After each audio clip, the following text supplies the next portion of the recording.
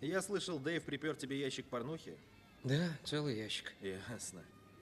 Ты не смотрел программу, в которой ребята с помощью ультрафиолета показывали, сколько пятен от спермы остается на простынях в отелях? Смотрел. После ящика порнухи твои простыни даже из космоса бы увидели.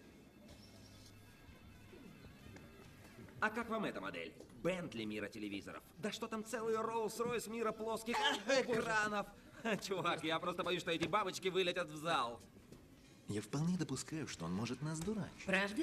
А что, если он у нас гений розыгрыша, и все это его прикол, скучно стало на работе? Вот он и выдумал так для смеха историю со Ну своей да. девственностью. Ты видишь то, чего нет, и приписываешь свой образ мысли ему. Да этому идиоту не придет в голову такая шикарная шутка, исключено. А тело у него классное. Ты бы ему отдалась? Даже думать бы не стала. Ты бы с ним трахнулась. Без вопросов. Энди, куда пойдешь обедать? Не знаю, я купил по дороге сэндвич. Мы идем в одно заведение. Пошли с нами. Неплохое место. Шикарные девчонки. Ну, не знаю. Ладно. Мы принесли тебе рубашку.